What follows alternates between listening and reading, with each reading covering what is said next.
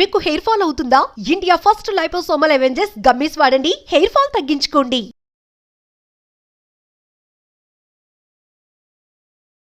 నమస్తే డాక్టర్ గారు. నమస్తే. సో ఇదివరకు మనము చాలా టాపిక్స్ మాట్లాడాం హార్ట్ రిలేటెడ్గా. కానీ ఇప్పుడు చూసుకుంటున్నట్లయితే ఏజ్కి సంబంధం లేకుండా చాలా మందికి హార్ట్ ప్రాబ్లమ్స్ అనేవి వస్తూ ఉంటాయి. అండ్ ఇంకొకటి ఏంటంటే మెయిన్గా ఇప్పుడు వస్తున్న వైరస్ చూసుకుంటున్న వీటి వల్ల కూడా హార్ట్ ప్రాబ్లం వస్తుందని చాలా మందికి డౌట్ ఉంటుంది. సో మరి దీని గురించి ఎక్స్ప్లెయిన్ చేయండి సార్. 30-35 ఇయర్ ఏజ్ గ్రూప్ వాళ్ళకి కూడా హార్ట్ ప్రాబ్లమ్స్ రావడం స్టార్ట్ అయ్యాయి. అంటే చాలా కారణాలు ఉన్నాయి. సో హార్ట్ ప్రాబ్లమ్స్ ఎలాంటి హార్ట్ ప్రాబ్లమ్స్ రావచ్చు అంటే ఎస్పెషల్లీ పాల్పిటేషన్స్ లాగా ఉంటుంది, గుండె దడ మాకి వినిపిస్తుందని వస్తారు. అంటే younger people, I'm talking about younger people. Pain అంటారు, non cardiac pain, kind of ఇది చెస్ట్ పెయిన్ అని వస్తారు చాలామంది. మధ్య అవేర్నెస్ కూడా, సోషల్ అవేర్నెస్ కూడా పెరిగింది. సో చెస్ట్ పెయిన్ అని మాకు వచ్చి ఓపీలో 3-4 ఓపీ అలాగే ఉంటుంది, చెస్ట్ పెయిన్ అంటారు.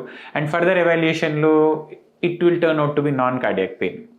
Okay, and but it is always important. ఎందుకంటే ఏ పెయిన్ వచ్చినా కూడా, తక్కువ ఏజెస్లో పెయిన్ వచ్చినా కూడా డూ నాట్ నెగ్లెక్ట్. ఎందుకంటే చాలాసార్లు అసిడిటీ అని, గ్యాస్ట్రైటిస్ అని ఓవర్ ద కౌంటర్ మెడిసిన్స్ తీసుకొని దానివల్ల మళ్ళీ ఒకవేళ హార్ట్ ప్రాబ్లమ్ని మనం అసిడిటీ అనుకుని అశ్రద్ధ చేసినా కూడా అది ఇబ్బందే. So my suggestion would be, ఏమన్నా చెస్ట్ పెయిన్ వస్తే always meet your physician or a cardiologist to evaluate further. ఎట్లా ఎవాల్యుయేషన్ అంటే యూజువల్లీ మేము ఏం చేస్తామంటే డిపెండింగ్ ఆన్, ఇప్పుడు ఎలా ఉంటుందంటే కాస్త నడవగానే ఛాతి మధ్య భాగంలో పట్టేసినట్లయితే, స్టెప్స్ ఎక్కిన ఛాతి మధ్య భాగంలో పట్టేసినట్టు, ఆర్ గొంతు నొప్పి కానీ, గొంతు ఆరిపోవడం కానీ. ఇంతకుముందు డైలీ 1 కిలోమీటర్ నడిచే వాళ్ళు ఇప్పుడు 500 మీటర్స్ నడవగానే పెయిన్ వస్తుంది. 1 కిలోమీటర్ నడిచినా నాకేం కాలేదు, బట్ ఈ మధ్య కాలంలో అలా వస్తుంది అంటే that is also effort angina అంటాం. అంటే ఈ ఏదైతే ఛాతి మధ్య నడిస్తే వచ్చే నొప్పిని మా భాషలో యాంజైనా అంటాం. సో ఇది ఎలా ఉంటుందంటే కాస్త 1 కిలోమీటర్ అలా నడుస్తారు, ఆగుతారు ఒక 5 minutes పెయిన్ వల్ల, మళ్ళీ తర్వాత they will be able to walk 1 more kilometer. So effort angina. So ఆగగానే తగ్గిపోతుంది అండ్ మళ్ళీ నడవడానికి కూడా ఛాన్స్ ఉంటుంది. So this is one of the marker for heart disease. Especially హార్ట్లో బ్లాక్స్ ఉన్నప్పుడు ఇలాంటి సిమ్టమ్స్ రావచ్చు. ఇంకా సిమ్టమ్స్ ఏముంటాయంటే పాల్పిటేషన్స్తో వస్తారు. అండ్ ఎస్పెషల్లీ కాళ్ళవాపులు, హార్ట్ ఫెయిల్యూర్ ఉన్న వాళ్ళు కాళ్ళవాపులతో వస్తారు. కాళ్ళవాపులు, పడుకుంటే ఆయాసం రావడం, పడుకుంటే దగ్గు రావడం. సో డ్రై కాఫ్, పడుకోగానే దగ్గు, నిద్రలో 2 o'clock 3 o'clock లేచి ఆయాసం వల్ల లేచి కూర్చుంటారు. సో ఇవన్నీ these are all the symptoms of heart problems, especially in younger people or rather people who are even above 50. So ఇవన్నీ కామన్గా మనం చూసుకోవాల్సిన, ఇలాంటి సిమ్టమ్స్ ఉన్నట్లయితే మీ ఫిజిషియన్ కానీ కార్డియాలజిస్ట్ కానీ సంప్రదించి మరి కార్డియాక్ ఇష్యూ ఏమైనా ఉందా అన్నది చూసుకోవడం ఇంపార్టెంట్. అయితే సార్ ఇప్పుడు వస్తున్న హెచ్ఎంపీవీ వైరస్, అయితే ఇదివరకు మనకి కోవిడ్ వచ్చినప్పుడు హార్ట్ పెయిన్ ఎఫెక్ట్ పడి హార్ట్ స్ట్రోక్స్ చాలా మందికి వచ్చాయి. మరి ఇప్పుడు అదేంటంటే చిన్న పిల్లలకే వస్తుంది అని అంటున్నారు. మరి ఒకవేళ హార్ట్ స్ట్రోక్ పిల్లలకు కూడా వచ్చే అవకాశం ఉంది, అదేమన్నా ఎఫెక్ట్ అవుతుంది అంటారా సార్? సో ఇప్పుడు హెచ్ఎంపీవీ అన్నది మోర్ ఆర్ లెస్ లైక్ కోవిడే, హార్ట్ మీద ఎఫెక్ట్స్. కాకపోతే ఇది పిల్లల్లో and adults who are immunosuppressed, అంటే డయాబెటీస్ ఉన్నవాళ్ళు, 55 ఏళ్ళు పైబడ్డ వాళ్ళు, హార్ట్ ప్రాబ్లమ్స్ ఉన్నవాళ్ళు, ఈ క్యాన్సర్స్ ఇవన్నీ ఉంటాయి కదా, సో కిడ్నీ ప్రాబ్లం ఉన్నవాళ్ళు, సో ఇలాంటి వాళ్ళకి ఎక్కువగా వచ్చే ఛాన్సెస్ ఉంటాయి. And number of cases anyway are very less. But ఇలాంటి 55 years పైబడ్డ వాళ్ళు, లంగ్ ప్రాబ్లం ఉన్న వాళ్ళు, ఈ రిస్క్ ఫ్యాక్టర్స్ ఉన్న వాళ్ళందరూ కొంచెం జాగ్రత్తగా ఉండడం బెటర్. ఏ వైరస్ అయినా కూడా బాడీలో ఓవరాల్గా ఇన్ఫ్లమేషన్ పెరుగుతుంది. ఇప్పుడు కోవిడ్ కూడా చూసుకున్నట్లయితే కోవిడ్ వల్ల బాడీలో ఓవరాల్గా ఇన్ఫ్లమేషన్ పెరుగుతుంది. చాలా కామన్గా మనం సిఆర్పి చెక్, కామన్లో పీపుల్లో జనరల్ పబ్లిక్లో అవేర్నెస్ చాలా ఉండింది ఆ టైంలో. సో సిఆర్పి అన్నది చూస్తాం, బాడీలో ఇన్ఫ్లమేషన్ ఎలా ఉంటుంది ఏంటి అని. సో ఈ వైరల్ ఇన్ఫెక్షన్స్ వల్ల, ఈ కాఫ్, కోల్డ్ వీటి వల్ల సిఆర్పి లెవెల్స్ బాగా పెరిగే అవకాశం ఉంటుంది. అండ్ ఇన్ఫ్యాక్ట్ ఎనీ వైరస్ వల్ల హార్ట్ మీద ఈ రిస్క్ ఫ్యాక్టర్స్ ఉన్న వాళ్ళలో హార్ట్ ఫెయిల్యూర్ ఛాన్సెస్ ఎక్కువ ఉంటాయి, హార్ట్ పంపింగ్ తక్కువ అయిపోయే ఛాన్సెస్ ఉంటాయి. అంటే కార్డియోమైపతి అంటాం, వైరల్ మయోకార్డైటిస్ అంటాము. అండ్ వీటి వల్ల హార్ట్ ఫెయిల్యూర్ వచ్చే ఛాన్సెస్ ఉంటాయి.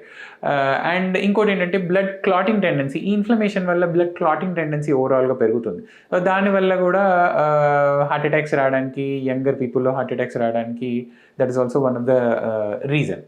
సో చూసుకున్నట్లయితే heart attacks, heart failure, cardiomyopathy అంటే హార్ట్ పంపింగ్ తగ్గిపోవడం. సో ఈ హార్ట్ పంపింగ్ తగ్గిపోయి ఇర్రెగ్యులర్ హార్ట్ బీట్ రావడం. సో ఇవన్నీ are common symptoms of viral diseases.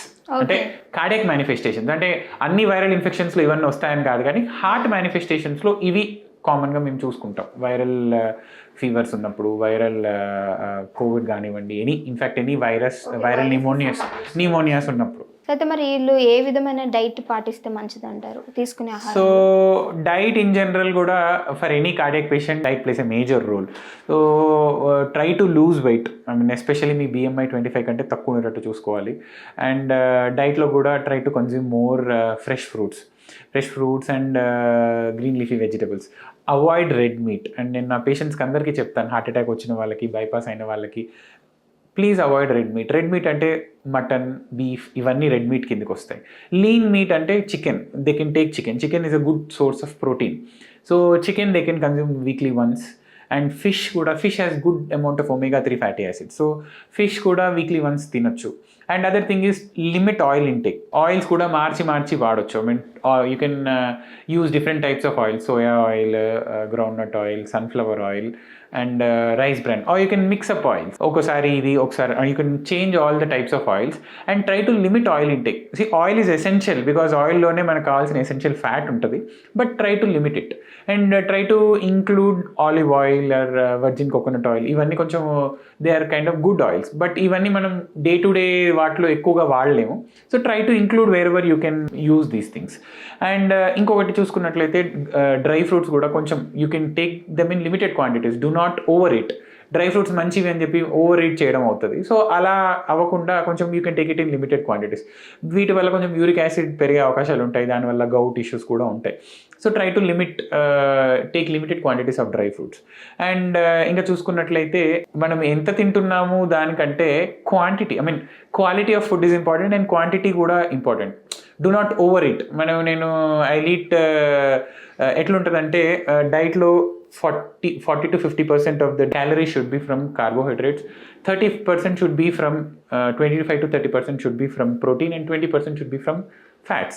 ఈ ప్రాసెస్లో ఇలా చూసుకోవాలి. దీని ప్రకారం you can, and as per your age you should limit your calorie intake and try to lose weight. Weight loss is the major thing డైట్కి. అండ్ ఈ చిన్న జాగ్రత్తలు తీసుకున్నట్లయితే కార్డియాక్ ప్రాబ్లమ్స్ రాకుండా మనం చూసుకోవచ్చు. అండ్ ఇంకోటి ఏంటంటే సాల్ట్ ఇంటేక్ తగ్గించుకోవాలి. సాల్ట్ ఇంటేక్ తగ్గించుకుంటే బీపీ ఫ్లక్చుయేషన్స్ కూడా తగ్గుతాయి. అండ్ ఓవరాల్గా ఈ డైటరీ ప్రికాషన్స్ తీసుకున్నట్లయితే కొలెస్ట్రాల్ లెవెల్స్ కూడా కంట్రోల్లో పెట్టుకోవచ్చు. You can lose weight.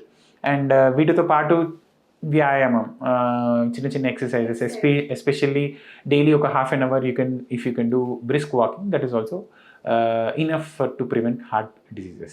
Okay. So రెగ్యులర్గా ఎవరికైతే హార్ట్ ఇష్యూస్ ఉంటాయో కొంచెం రెగ్యులర్ చెకప్ చేయించుకుంటూ ఉంటే ఎలాంటి ఇష్యూస్ ఉండవు. Thank you so much sir, మంచి ఇన్ఫర్మేషన్ ఇచ్చారు. Right, thank you.